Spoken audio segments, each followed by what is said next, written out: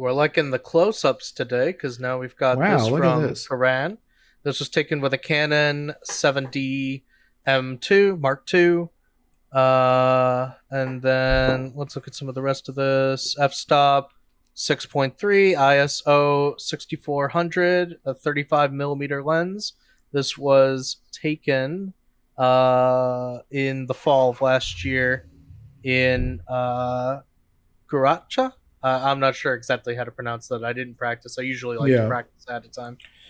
that's a really cool image. And, you've got all sorts of cool things going on with the light and the waves, the ripples in the water, kind of accentuating. Awesome. I wonder if you also pulled back a little bit so we could see the rest of the animal. It'd be interesting to see. But that's a cool, intriguing photograph. And again, look at all the symmetry. Draw a line down the center, and you can see it's very symmetrical. It's essentially everything is mirrored on the right and left of itself. And even the eyelid, or what is that? It's kind of making that. Yeah, I was That's kind kind of of wondering interesting. that too. But the light is really interesting. You've got a golden light there. So all sorts of good things working together there. Good one. Good job. We've got time for a couple more. All right, this is from Guadalupe, The Raging Sky. Good one. I'm a big fan of black and white when it comes to this kind of photography because there's probably not a lot of color going on there anyway.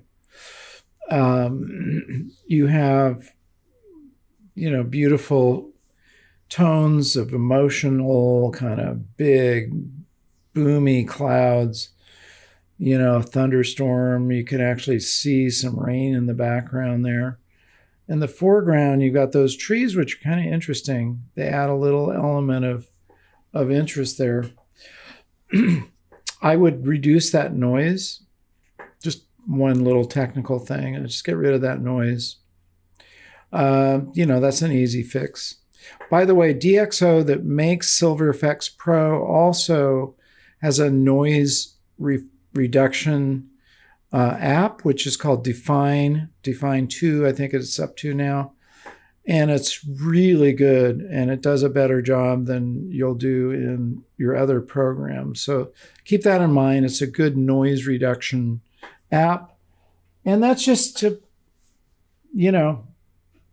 that's just your own thing. You don't have to do that. It's just my recommendation. But very interesting photograph. And it's got an S curve in it. If you look at the edge, the bottom right, kind of curve, kind of looks like there's a kind These of a, hills. no, actually the very bottom, go to the very bottom. Oh, I kind of Just see what you notice it mean. kind of looks like an S Yeah. almost. All the way over. Anyway, something my eye sees. But good one. All right, let's look at a couple of more from you guys and see All what right. else. Here's from our good friend Amir. He did some street photography in Florence for Valentine's Day. Florence, Italy. Wow. I love it. We were there last summer. And it's always a beautiful place. I got a lot of inspiration in Florence, actually, because Leonardo da Vinci was there. And that's the time I was writing Create. So I looked at every museum I could find with his stuff in it. Okay, awesome photograph. What I would do is what I told Sue, blur that background. Use a shallower depth of field to get rid of the background because we want to see this couple. They're the star of the show here. There's where your eye goes. So train yourself. When you see a shot like this, immediately dial down or open up, I should say, your f-stop so that you're at like 2.8 and the rest of it will just blur out. But if you can't do that in time, do it in post-processing. Do a mask around the subject and blur the background. I guarantee you what it'll do is it'll just bring our eye more focused, literally, on where you want it to be. And that's really important. That's our job as photographers, is to direct attention. And you've done a really great job. That's an easy fix. While you're at it, I would probably remove that line above the building there. Go up straight where, yeah, right there. Why not get rid of that? It does something to kind of, for me, it just interferes with the fact that that blackness is behind it. I just get rid of it. But otherwise, this is easy work, easy fixes.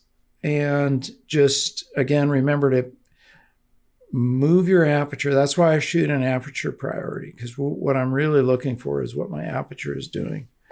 I don't need to shoot in manual and adjust everything. I know what my shutter speed is going to be, and I'm going to adjust my aperture according to what I want to remain in focus. That's the use of that tool. Okay, one more.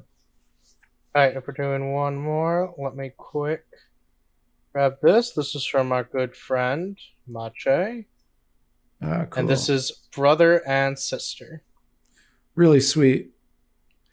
I love the kind of a halo light, hitting the sister. Yeah. I wonder how you process that. What I would like to see is just a little more dynamic range, which means blacker blacks. Whites are pretty white, but I would make the blacks blacker. And the best way to do that is with Silver Effects Pro. It'll just pop a little more. I like to see as much range as I can, and it makes your eye really go to this and go, wow, because it's a beautiful image. And that's just a processing point. You've captured your image. Try it in Silver Effects Pro and bring out those blacks a little deeper.